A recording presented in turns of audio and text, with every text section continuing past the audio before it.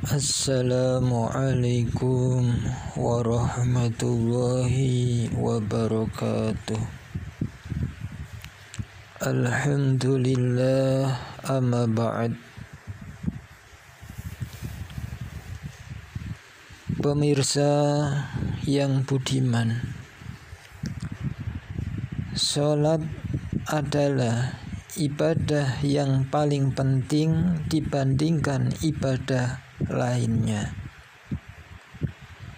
Pada hari kiamat, amal yang pertama kali ditanyakan setelah iman adalah sholat. Baginda Nabi Shallallahu Alaihi Wasallam bersabda, batas antara kufur dan Islam adalah sholat. Selain hadis di atas, masih banyak riwayat lain tentang pentingnya sholat.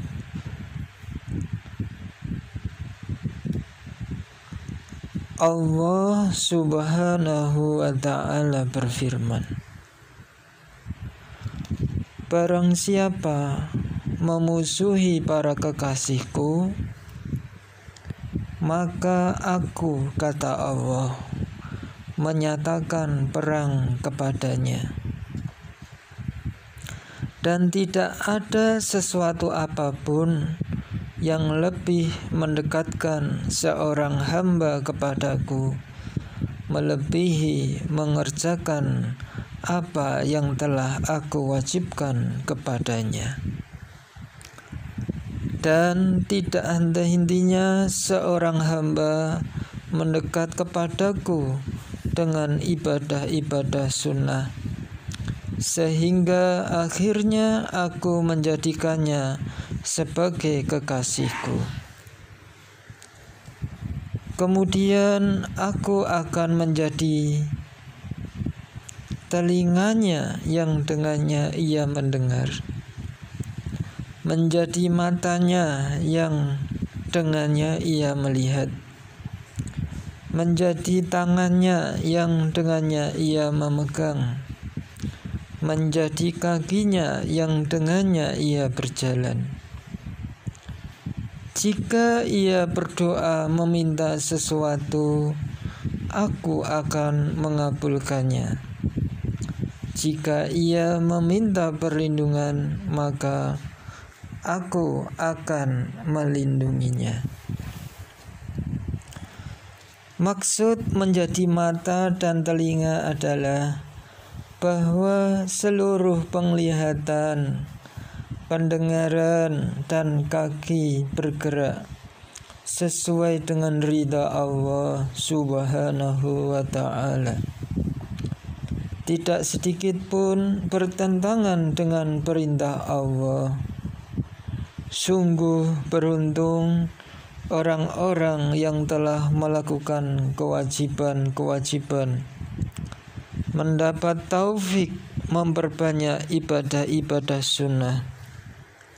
Semoga Allah dengan kemurahannya memberikan taufik kepada kita semuanya untuk mengamalkannya.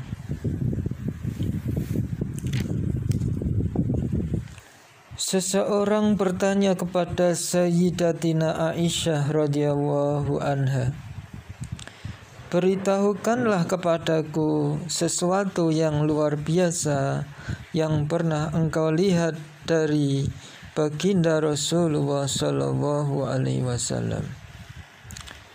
Sayyidatina Aisyah menjawab, segala sesuatu yang ada pada diri beliau adalah luar biasa.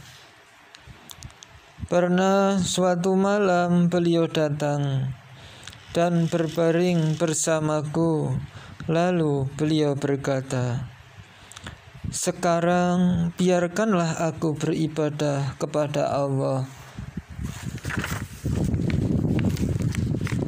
Beliau bangun dari tempat tidurnya. kemudian mengerjakan sholat. Begitu memulai sholat, beliau langsung menangis. Selanjutnya beliau ruku sambil menangis. Ketika sujud, beliau pun menangis. Dan bangun dari sujud pun masih menangis. Tidak henti-hentinya beliau berbuat demikian hingga Bilal memberitahu beliau datangnya waktu sholat subuh. Aku berkata, "Ya Rasulullah, mengapa engkau menangis sedemikian rupa?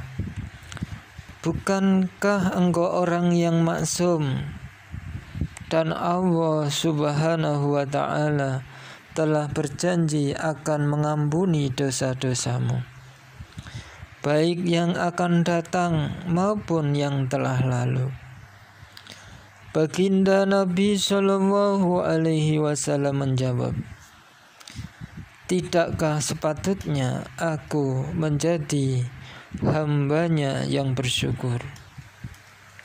Lalu beliau bersabda, "Mengapa aku tidak berbuat demikian, padahal hari ini Allah Subhanahu wa ta'ala telah menurunkan ayat kepadaku,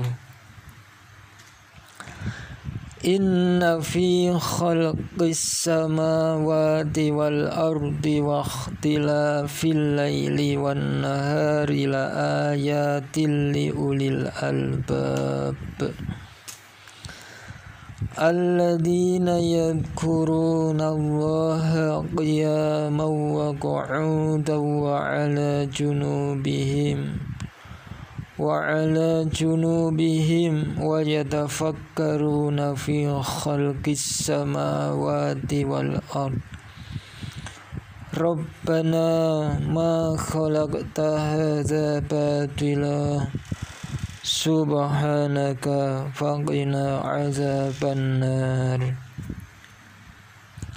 Sesungguhnya dalam penciptaan langit dan bumi dan silih bergantinya malam dan siang terdapat tanda-tanda keagungan Allah bagi mereka yang berakal, yaitu orang-orang yang mengingat Allah sambil berdiri dan duduk ataupun pada waktu berbaring, dan memikirkan tentang kejadian langit dan bumi, lalu berkata, "Ya Rabb kami, tidaklah Engkau ciptakan ini dengan sia-sia. Maha suci Engkau, maka lindungilah kami dari azab neraka." Quran Surat Ali Imran ayat 190 sampai 191.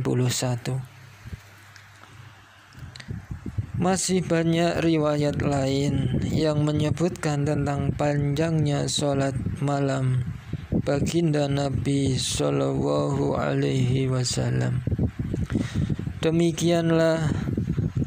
Demikian lamanya berdiri sholat sampai kaki beliau bengkak. Sebagian sahabat radhiyallahu anhum berkata, "Ya Rasulullah, mengapa engkau berletih-letih dalam mendirikan sholat? Padahal Allah Subhanahu wa ta'ala telah mengampunimu."